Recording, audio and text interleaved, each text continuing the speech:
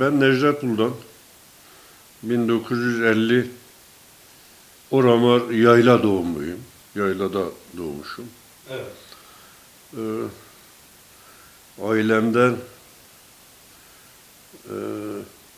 beşinci erkek çocuğuyum ailemin. 1975 yılında evlendim. 89 yılında Yüksekova Belediye Başkanlığı'na aday oldum. Ve o zaman işte halkın teveccühüne uğradık. Yani kazandık diyelim. Evet. 94 yılında kardeşimin öldürülmesiyle birlikte benim de hayatım tehlikeye girmişti. Ve Türkiye'yi terk ettim. 2013-14 yılına kadar Almanya'da kaldım. Evet. 2014 yılında da Almanya'dan döndüm. Şu an Türkiye'de. Bütün değişiklikler zamanın ruhuna uygun oluyor. Yani 1994 yılındaki Yüksekova ile 2019 yılı arasındaki Yüksekova arasında çok büyük bir fark var. Kabul etmek lazım. Evet. 1989 yılındaki Yüksekova'da insanların kentleşme ihtiyacı ile kentleşme bilinci arasında. Gene 2019 yılları arasında insanlarımızın kentleşme bilinci ve kentleşme kültürü arasında. Bütün bunlarda büyük bir fark var. Kabul etmek lazım. Evet. Her dönemi kendi zamanı içerisinde ele almak gerekir diye düşünüyorum. 1989 yılları arasında bıraktığımız veyahut da 94 yılında bıraktığımız Yüksekova ile 2019 yılları arasındaki Yüksekova arasında korkunç bir fark var. Bu farkın bir kısmı iyi, bir kısmı çok kötü. Onu da belirtmekte yarar var. İyi yanı insanlarda diyelim ki aradan 20 yıl geçmiş, 21 yıl geçmiş. İnsanlarda belki bir kentleşme kültürü gelişmiş olabilir. Artı ulusal kültür değişmiş olabilir. Bunlar iyi yanlar. Çünkü bizim dönemimizde kişiler kendi güçleriyle seçiliyorlardı. Büyük kentler için demiyorum ama Yüksekova tipi yerlerde, Yüksekova tipi ilçelerde hatta illerde bile herkes kendi gücüyle siyaset yapıyordu. Evet. Hiç kimse şu veya bu partinin gücüyle siyaset yapmıyordu. Evet. Bizim o zamanki seçilme koşullarımız da gene kendi gücümüzle olmuştu. Evet. Ama bugün öyle değil. Bugün halkımızda bir partileşme bilinci var. Hangi parti olursa olsun. Burada ben ayrım yapmadan söylüyorum. Partileşme bilinci var ve partilerin gösterdiği adaylar kazanıyor veya kaybediyorlar. Evet. Bu aradaki bu fark çok önemli. Bir ülkenin gelişiminde çok önemli bir yer tutuyor. Tabii bazı yerlerde bu aleyhte diye kabul edilebilir. Normal. Ben bunda olağan karşılıyorum. Aşiretçiliğin yoğun olduğu yerlerde bu gelişim halkın önünde bir engel olarak görülüyor. Aslında değil. Kabul etmek lazım. İnsanların bilinçlenmesi noktasından bakmak gerekiyor. Aradaki farklar bunlar. Yani öyle kısaca değerlendirebilirim. Ama bir şey daha var. En önemlisi bizim belediye başkanlığı dönemimizde belediyelerin olanakları oldukça düşüktü. Çok azdı. Yani maddi yönden bayağı zor durumdaydı belediyeler. Bugün bu zorluk devlet eliyle yapılıyor. Yani düşünün son 4-5 yıllık bu kayyum döneminde Yüksekova harap edilmiş ve öyle bırakılmış. Yok işte altyapısını düzenliyoruz, elektriğini yer altına çekiyoruz, kanalizasyonu yapıyoruz, ne bileyim doğalgaz getiriyoruz, yolları asfalt yapacağız diye bir girişmişler. Yüksekova Belediyesi'ni milyonlarca lira borç altında bırakıp o şekilde bırakmışlar. Bu da kötü. Evet. İşin kötü yanı. Hayır, yeterli bütçe Türkiye'nin her yerinde gayri safi milli hasıla üzerinden nüfusa göre ayarlanıyor ama bizim dönem geçmiş artık. Aradan 30 yıla yakın zaman geçmiş. Bizden önceki yöneticiler Yüksekova'yı mahvetmişlerdi. Biz seçildiğimiz zaman 26 aydı işçiler maaş almıyordu. 17-18 aydı memurlar maaş almıyordu. Evet. Ve biz bıraktığımız zaman da bu farklar sıfıra inmişti. Yani vatandaşın veya çalışanın, işçinin, memurun maaşı ödeniyordu. O olanaklarda çok fazla yatırım yapmamız mümkün değildi. Çok zor bir olaydı. Yani bir yandan personeli beslemek veyahut da personele para vermek, öbür taraftan Yüksekova'ya yatırım yapmak. Ki buna rağmen o zamanlar için, yani övmek için söylemiyorum, bayağı önemli gelişmeler kaydedildi Yüksekova Belediyesi'nde. Ama bugün öyle değil. Bugün bunu yapan devlet memuru, kaymakam konumunda veya vali konumundaki insanlar, işte Kürdistan'ın bir sürü kentinde kayyum olarak atanmışlar. Oraları yakıp yıkıp öyle gitmişler. Talan etmişler resmen, talan. Buna talandan başka bir anlam yüklemek mümkün değil. Peki sizce Yüksekova bu durumda nasıl kurtulabilir, nasıl düzelebilir? Altyapısıyla, üst yapısıyla nasıl düzelebilir? Sizin fikriniz nedir? Bunun için bilmiyorum, benim bu konuda bir görüşüm olamaz. Çünkü devlet yapısı Yüksekova ve benzeri kentlerin bu durumda kalmasına göz yumuyor. Devletin politikaları sonuç. Evet. Ya burayı talan eden kimse değil ki. Şahıs değil, eşkıya yok. Hiç kimse yok. Kaymakam. Evet. Tamam yatırım yapacağım demiş ama Yüksekova'yı borç altına bırakmış. Yatırımların da hiçbirini bitirmemiş. 800 küsür milyon borcu olduğunu söylüyorlardı. Dün, evvelki gün arkadaşlarla ziyaretlerine gittik, baktık.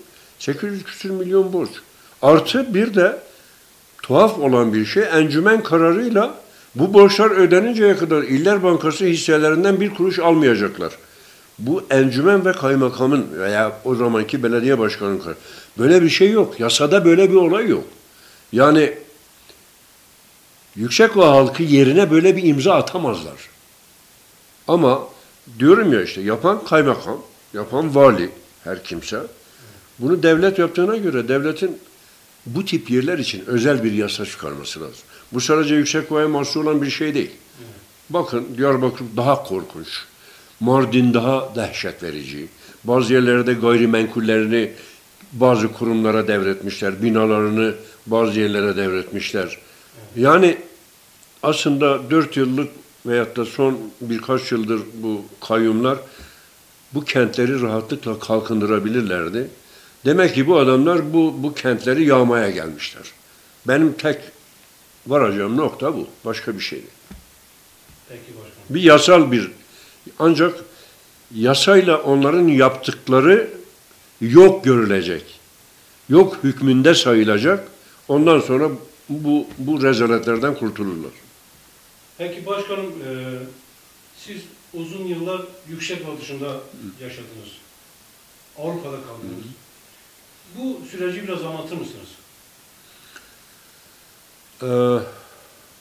Ben Avrupa'ya keyfimden kaçmadım. En önemlisi bu. Hayati tehlikem vardı ki baştan da anlattığım gibi ailemden küçük kardeşimiz öldürülünce artık biz de sıkıştırılıyorduk ve kaçmak zorunda kaldık. Oralarda siyasi faaliyetlerde bulunuyorduk. Siyasi faaliyet derken Kürdistan'ın kültürel gelişimi açısından bayağı çalışmalarımız oluyordu. Onun dışında kayda değer bir şey yok. Yani 19-20 yıla yakın bir sürgün hayatı yaşadık. Evet. Hep kendi ülkemizi özledik. Ben hiçbir rüyamda kendimi Avrupa'da görmedim. Hiçbir rüyamda ne Türkçe ne bir başka dilde konuşmadım. Hep Kürtçe ve kendimi kendi memleketimde gördüm. 20 yıl boyunca. Şu an diyelim ki o rüyaların aynısını görüyoruz. Budur. Çok önemli bir, ne derler ona, herhangi Türk devletine karşı da herhangi önemli bir suçumuz da yoktu aslında. Ki sonuçta karar verdiler. Dediler ki gelir ifade verirlerse Biz tutuklamayacağız. Geldik, ifadelerimizi verdik. Şu an mahkeme devam ediyor. Uzun süredir zaten. Daha da devam edeceğe benziyor. İşte biz de bir emekli olarak veyahut da Türkiye Cumhuriyeti vatandaşı olarak, Türkiye Cumhuriyeti vatandaşı bir Kürt olarak yaşamaya çalışıyoruz. Başka bir şey yaptığımız yok. Efendim bu süre içerisinde bir kitap yazdınız. Bu kitabı da biraz anlatır mısınız? Bir sürü kitabım oldu. Hangisini söylüyoruz? İlk kitabınızı okumuştum efendim. Yani ilk hangisiydi bilmiyorum. Savaşa Mektup. Evet. Savaşa Mektup. O benim ne derler ona? Aslında amacım kardeşimin başına gelenleri dramatize etmek. Öyle bir şey. Ama içinde hayali olan veyahut da olmayan, gerçek olmayan hiçbir tek cümle bile yoktur. Ailenin ve özellikle kardeşimin çocukluğunu, gençliğini aldık, ölümüne kadar getirdik. O zamanlar bayağı ilgi toplamıştı o kitap. Ne kadar satılmıştı o kitap? Ya da ne kadar... Hiç bilmiyorum. Evet. Ondan sonra kaç kitap yazdınız efendim? Ondan sonra Bitmeyen Yolculuk diye bir kitap. Bu Avrupa'ya gayri yasal yollardan, gayrimeşru yollardan kaçanların hayatını anlatan veyahut da işte röportajlar kitabı. Onu yazdım. Sonra PKK'de Kadın Olmak diye bir kitap yazdım. Zaten en büyük gürültüyü de o koparmıştı Türkiye'de. Devlet tarafından işlendi. Ve karşı tarafta PKK de bunu niye bizim aleyhimize yazdın da neden devletin eline böyle bir koz verdin şeklinde bir rahatsızlıklarını duyurdular. Ondan sonra başka Yasaklı Topraklar diye bir şeyim vardı, kitabım vardı. O da gerçek Kürdistan, Güney Kürdistan gezilerim ile hayali geziler arasında bir diyelim ki anı kitabı. Başka da o kadar, öyle diyelim. Efendim kaç yıldır dönüş yaptınız Türkiye'ye? Kaç yıldır Türkiye'ye? 2014 yılında geldi. 2014 yılında. Evet. Bu süre içerisinde herhangi bir siyasi partiden aday, milletvekili, belediye başkanı adaylığı için bir teklif aldınız mı ya da düşündünüz mü? Var, o tip öneriler oldukça fazlaydı ama ben tamamıyla kapattım. Yani hiç ne duyurdum, evet, ne de onlara böyle bir niyetim olduğunu söyledim. Tamamıyla kapattım. Evet. Peki Sayın Başkanım, Yüksekova tabii her gün gelişiyor. Tabii her aşiret de kendini seçimlerde gösteriyor. En son İsmet Buldan Beyefendi aracılığıyla bir festival düzenlendi. Oramar aşiret mensupları için. Tabii talihsiz bir kaza da yaşandı. Siz bununla ilgili neler söyleyeceksiniz?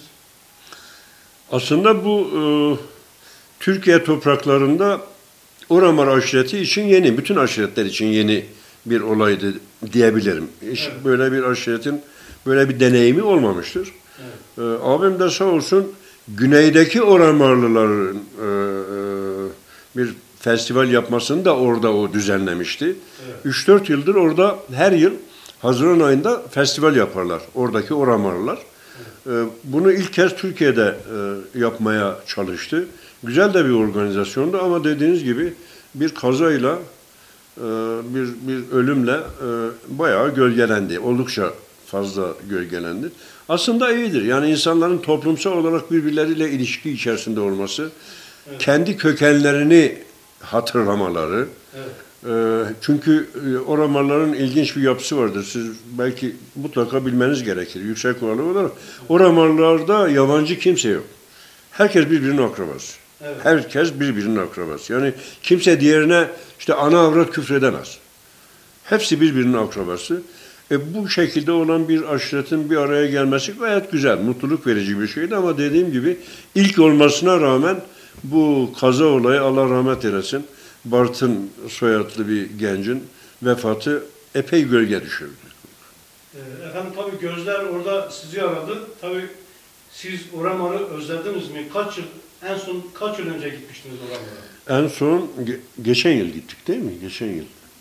Geçen gün. 91'den sonra en son geçen yıl 2018 yılında Oramar'a gittim.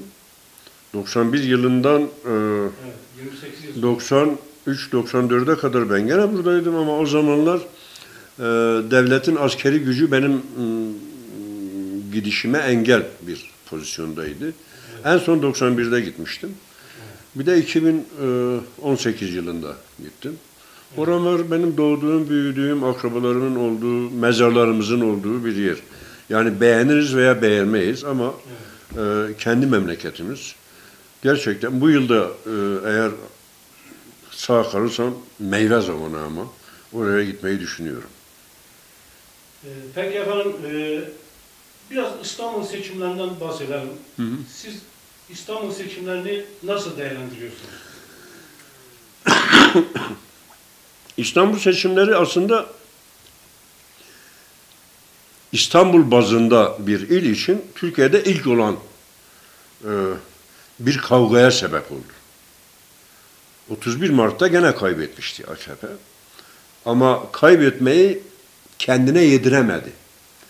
Değişik vesileler, hepinizin izlediği o Yüksek Seçim Kurulu kararları ile işte bir tek Büyükşehir Belediye Başkanlığı oyunun diyelim ki yeniden veyahut da seçiminin yeniden yapılmasını kararlaştırdı. Tabii oraya damga vuran bir olay var. Onu da söylemekte yarar var. Bir Kürt olarak bunu söylüyorum. Kürtlere küfürlerle, Kürtlere övgüler hep at başı gitti. Ama hiçbir iki taraftan değil. İktidar tarafından Kürtlere ana avrat küfrediliyordu. Ertesi gün Kürtler övülüyordu. Kürtlere sövgüyle, Kürtlere övgü at başı gitti seçim sonucuna kadar ve seçim sonucuna da Kürtler damgayı vurdular. Kısaca bu. Evet. Sayın Başkanım, sizce yani İstanbul genelinde bulunan Kürtlerin oy sayısı bu seçimde bir nevi şey oldu yani. Siz bunu nasıl gördünüz? Yani Kürtler neden İmamoğlu'na oy verdi sizce? Karşı taraf sürekli küfretti. Evet. Birincisi bu. İkincisi Kürtlerin legal bütün faaliyetlerini kısıtladı. Evet. Kürtlerin 2 eş genel başkanı ve bir sürü milletvekili şu anda cezaevinde. Kalansa diyelim ki içeri alınmamış milletvekillerinin hepsi hakkında dava açılmış. Devletin elinde olan basın yayın organları bir kanal hariç iyi veya kötü Kürtlerden veya da Kürt Legal Partisi'nden bahsetmiyor. İyi veya kötü. Hala da öyle. Hala işte belki Kürtler oy verdi vermedi gibi bir tartışma konusu oluyor ama seçim boyunca, seçimden çok önceleri devletin Kürtlere olan önemli bir tavrı vardı. Üstelik bu da içinde bir sürü çelişki barındıran bir şey. En son tuttular Abdullah Öcalan'a mektup yazdırdılar. İşte Kürtler legal partileri vasıtasıyla CHP'yi destekleyeceğini açıkladıktan sonra 3-5 gün kala, 3-4 gün kala Abdullah Öcalan'ın bir mektubunu yayınladılar. Bunu da Öcalan'la görüşen avukatları falan açıklamadılar kamuoyuna. Bu ters olan bir şeydi Kürtler açısından. Çünkü legal parti CHP'yi destekleyeceğini söylemiş. Adam diyor ki tarafsız kalın. Yani AKP'ye oy verin anlamındadır bu tarafsız kalmak. Bunu devlet yayınladı. Ve bu mektubu daha fazla işledi. Korkunç bir şekilde. TRT'den Abdullah Öcalan'ın kardeşini çıkardılar. Ne derler ona? Röportajını yayınladılar. O da aynı şekilde. Bu çok, yani Kürtlerin çok zoruna giden, Kürtler üzerinden oyun oynamak dediğimiz bir olay gerçekleşti. Ve Kürtler de bunun acısını çıkardılar. Evet. Başkanım, Türkiye'de yeni birkaç parti kurulacak diye bir söylentiler var. Hı. Yani sizce Türkiye yeni partilere ihtiyacı var mı? Yani yeni partilerin kurulmasına ihtiyaç var mı? Siz bunu nasıl değerlendiriyorsunuz? Ben o konuda çok ekstrem dediğimiz uç görüşlerim var. Benim Türkiye'de partilerin fazlalığı veya eksikliği yüzünden herhangi bir sıkıntı yok.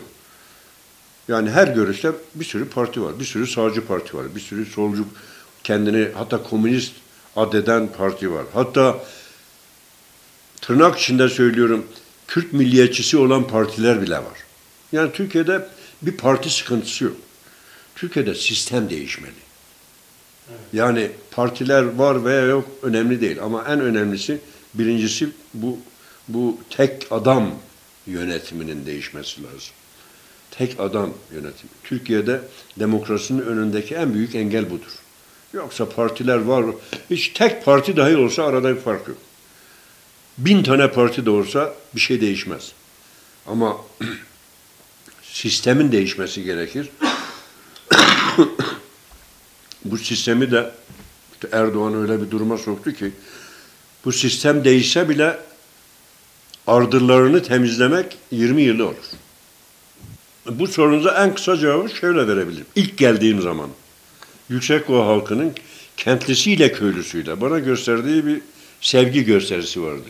45-46 gün abimin evinde binlerce insan geldi gitti. Bir hoş geldin anlamına.